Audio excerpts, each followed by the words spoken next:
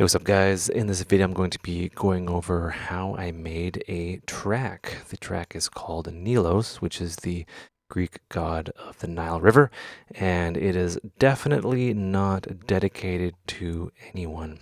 I made this July 2015, and I didn't make it after I met someone, I guarantee you that.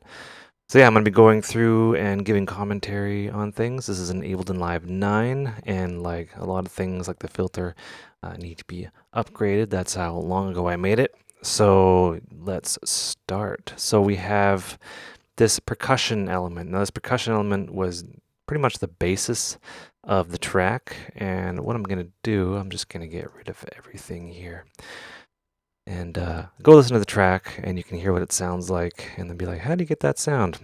So this is the main sound. This is how it started out.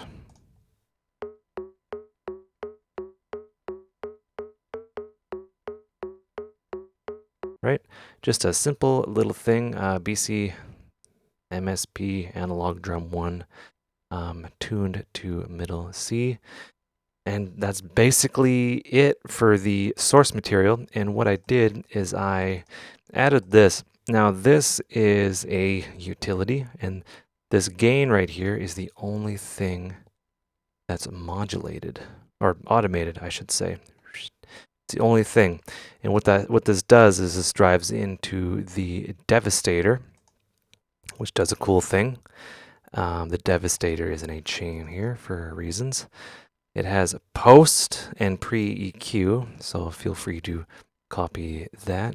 And this is what it looks like. It's preset 20 as far as I know.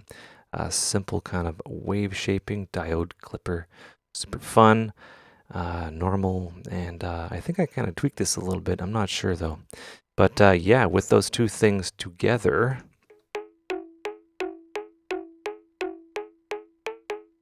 sounds like that. And when the gain kind of rises,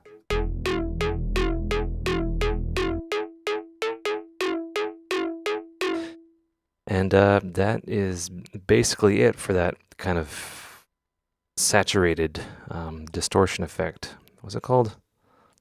Yeah, it's a multiband distortion. And that's kind of what it sounds like. And it sounds aggressive, but at the same time hauntingly pretty. So yeah. Next up in the chain is the saturator. And what this does is this kind of smudges it once it gets to a certain point, which makes it sound darker. So I basically only used it for the soft clip. From there, added a ping pong delay subtly. Sounds like that. Reverb number 1, Ableton reverb decay time 2.11 seconds, input, early reflections, all these things off with a wet dry of 20. It sounds like this.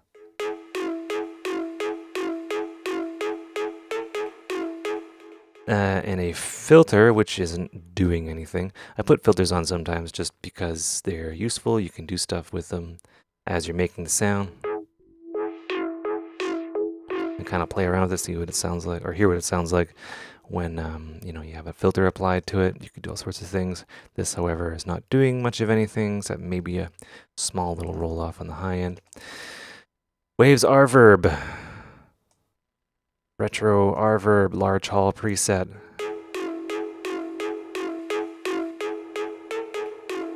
Puts it into space, makes it sound big, super cool. What else makes it sound big? A compressor. Infinity to 1, default attack, default release. I don't know why. I always do this. It's just the signature setting of a compressor. I don't know. It just sounds good to me. And what this is doing is just kind of riding the audio a bit. EQ 8, a little dip right here, 150 hertz. I always do this. It just makes it sound more pleasant. The muddiness doesn't accumulate with all the sounds. And it sounds a bit more thin, but with everything else, it'll start to sound pretty good. And then a sidechain compressor. This is what it sounds like. When the disc catches up, thank you.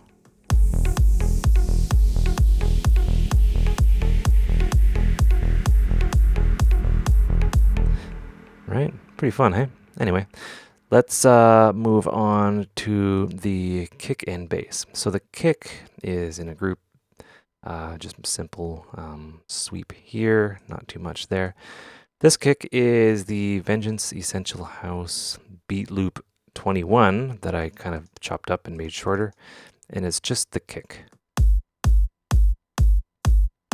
Not a whole lot more going on there, but I do have the EQ that I like to do, 167, a little dip there, then a minor dip around 300-ish, and the high end kind of a wide Q at 1.67 kilohertz. Just gives it a sound. Makes it sit in, it just makes it sit better to me. I don't know. That's the kick. Bass. I like these kind of basses. It's an offbeat bass. Let's just get rid of all that stuff here. Oh, tool, okay.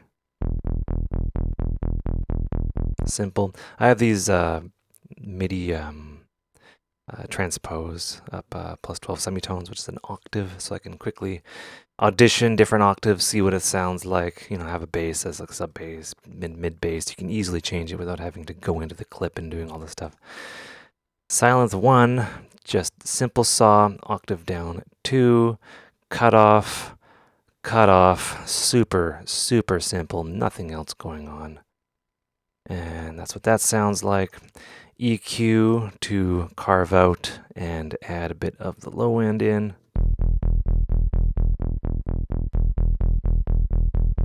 Some simple delay. Adds a lot there. Infinity to 1 compressor. I don't know, I'm just a fan of this. Makes it very, way more louder. And then EQ cut at around 167 with a bump at 650 hertz. Because the compressor affects things, so you can have as many EQs as you want. There's no rule. And then a LFO tool over here, just to give it a bit more movement there. So this is what this sounds like with the kick and that. And this kind of sounds like, you know, hard house. It doesn't sound that great. What makes it sound cool is there's a wide Surimi bass here. So let's open this up. Again, simple saw, 7 times unison with a sub, with a steep filter. Delay, reverb, sounds beautiful, and then nothing else going on there. Mono legato, so it kind of continues. Filter, EQ, because I wanted this to be kind of a mid bass sort of thing, but that also sounds cool. And what's this? Oh yeah, just a little bit of a surgical EQ here.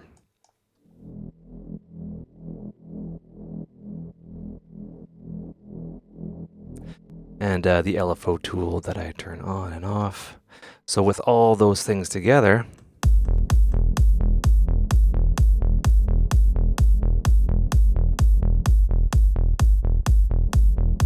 and the main meat of the track as well.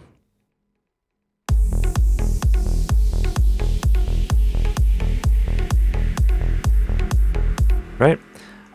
Let's back up a little bit. So during like the intro-y part where it kind of builds up, the low end is here.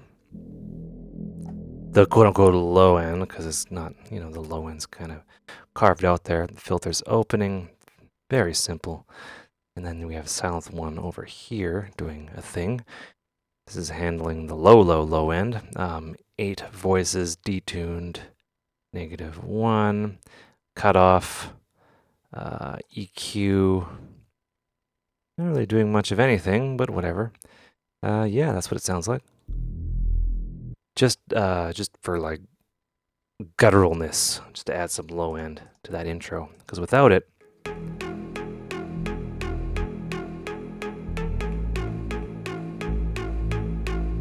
it gives the subs something to do when the song's playing.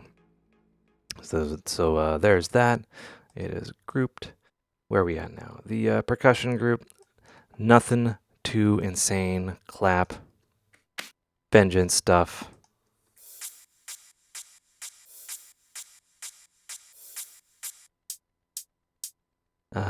Yeah, nothing too impressive. All put together with a Pro C compressor just to kind of make it sound cohesive.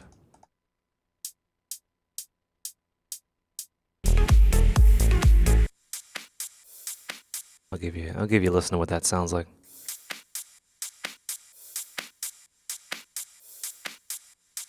And then a ping pong delay during the parts where you want to add a little bit of tension. And then this sweeps up as well.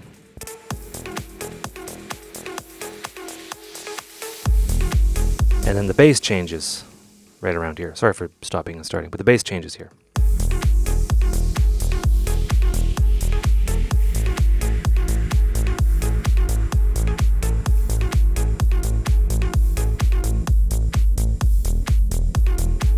Right, so it's a happy, totally not a love song, a getting to know each other song. Anyway, so there's that. We have some effects drenched in ping pong delay and reverb and compression here.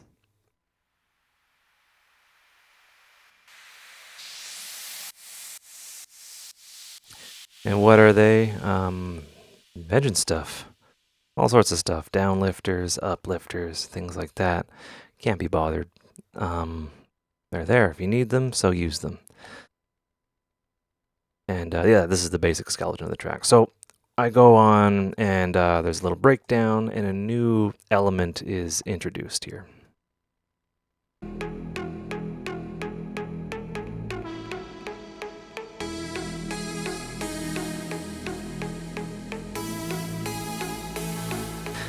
And I don't know, I'm not a musician, but I like it when bass and lead and other things talk to each other.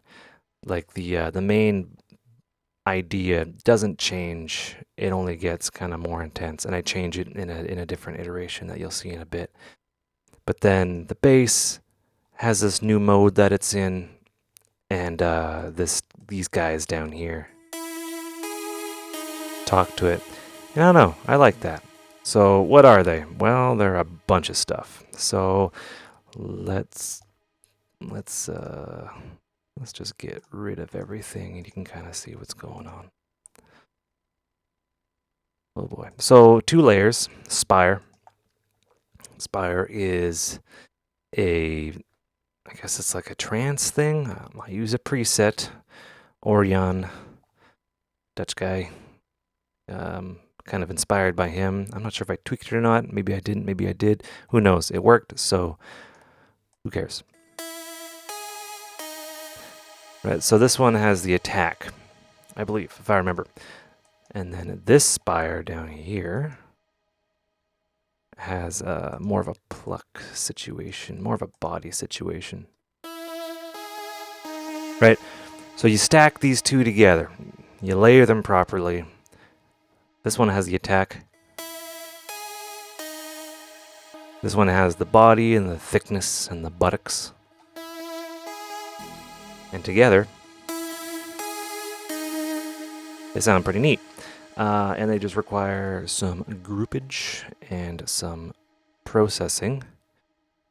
And start off with a Pro C, 4:1 ratio, medium attack, kind of a long release, and the threshold down to taste.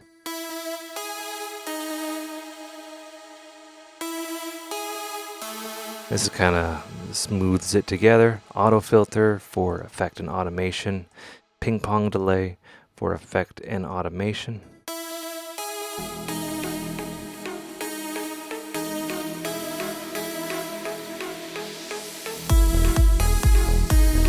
Right, sounds loud still, but we're still kind of adding some effects. So TB reverb, a reverb that I don't use that much, but this is automated as well. just to give it some room. Gentle EQ.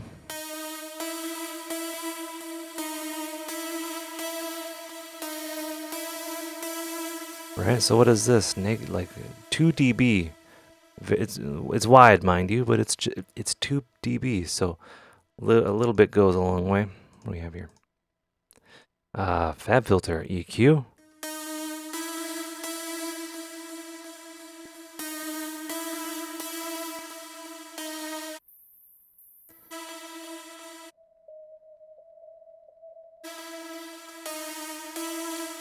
Just to kind of shave it off a bit, and the main kind of compressor, which when the kick and stuff hits,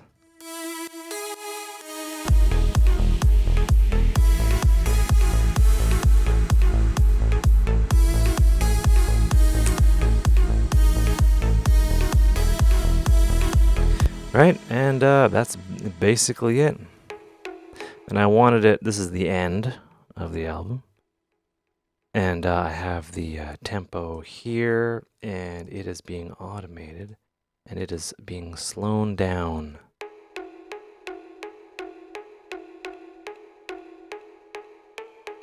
So it kind of just fades out that way. And that was the main body of the track. And what I basically did for all of them is I rendered out the stems and then brought them in and kind of remixed them. And what did I add here? I added a couple things.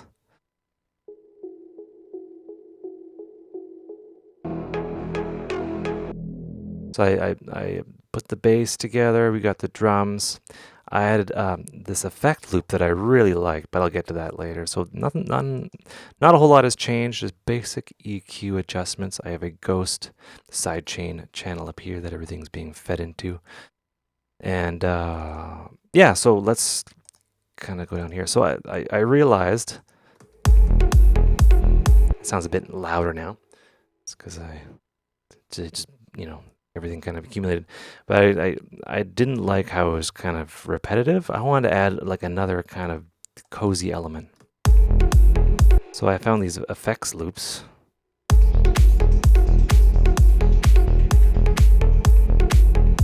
And I affected them as such. Phaser, auto filter, some reverb, and some EQ with delay.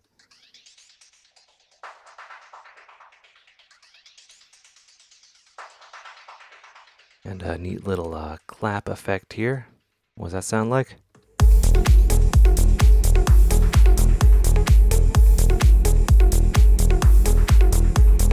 It makes it a bit more interesting. Drums are here. No mixing on there. Already did that. So here's the percussion that I had. Added some more effects. And these were used to... Not so much, they were used to make the transitions a bit more interesting. Got mix here, so the breakdown, the reverb comes up during here. The reverb comes up to like 12%.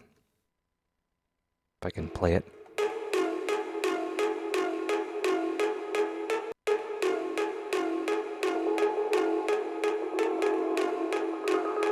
And I have this, which is the perk, but I stretched it out, texturized it, and made it sound neat.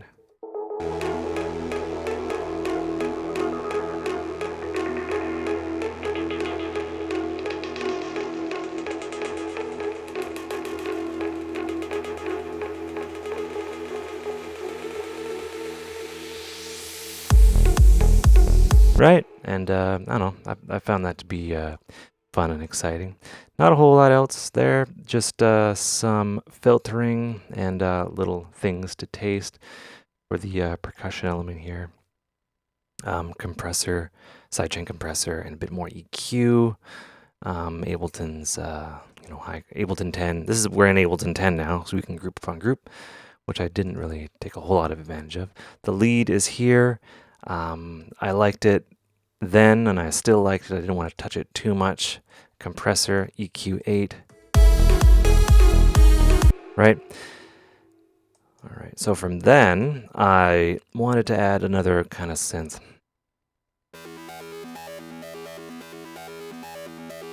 This is a VPS Avenger.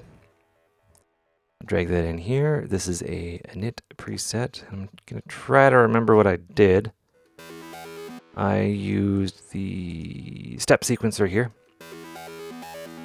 And I mapped it to the filter cutoff with a analog LP18, high resonance, some drive, no shaper, distortion. What I use, just digital distortion.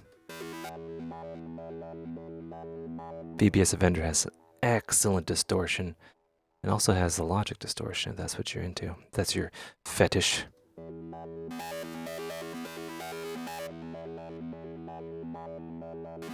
This is just a texture that I added in.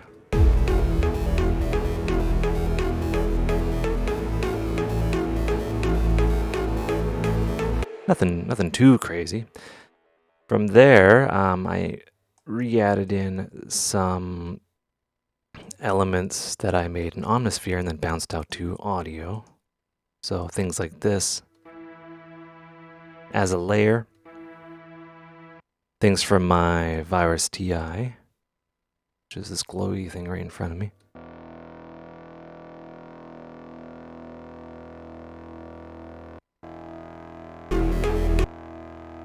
And this is all handcrafted automation, so I'm actually moving the filter open and closed.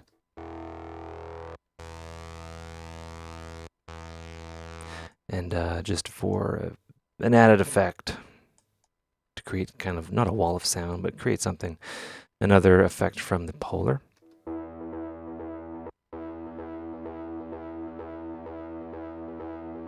Again, I'm opening that filter.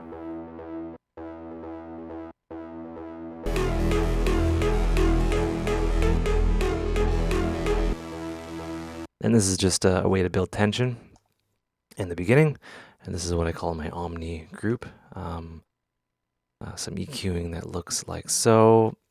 I almost always shave the 200 hertz range to make room for the kick in the bass for clarity. This is a little Easter egg at the end, so listen to the track and take a listen to that. The effects have been rendered out. And all the compressors, sidechain compressors, are being triggered by the kind of ghost kick up here, which is silent, I should say. And a little bit of a percussion here. What's this? Oh, an explosion.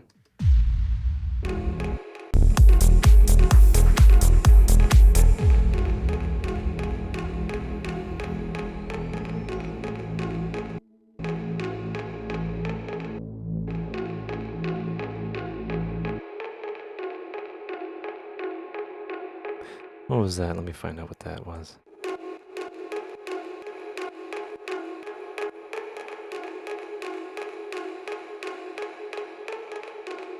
Yeah, lots of reverb. Oh, I have I wanted to make it a little bit wider, so I added a harmonizer on there. This is the Eventide harmonizer. Classic thing.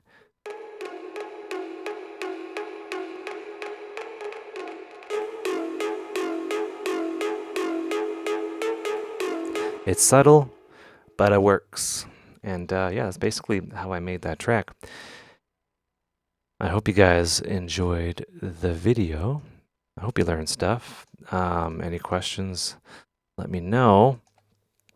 And yeah, what else? Nothing on the master. But yeah, let me know. That's what the track looks like. And I encourage you to do things. So like make like a basic arrangement of a track. And then render out the stems and then leave it and then come back to it and then remix it and then render out the stems and then leave it and then come back. And like it's just this neat concept of working, and it worked out pretty fun for me. And I didn't get overwhelmed by the effects because as soon as you render them, they disappear, and it kind of forces you to trust your instincts and apply what you know and things like that. And this is kind of how they used to work with like 4-track recorders and stuff like that. But that's a topic for another day. Anyway, hope you learned stuff. Take care and have a good one.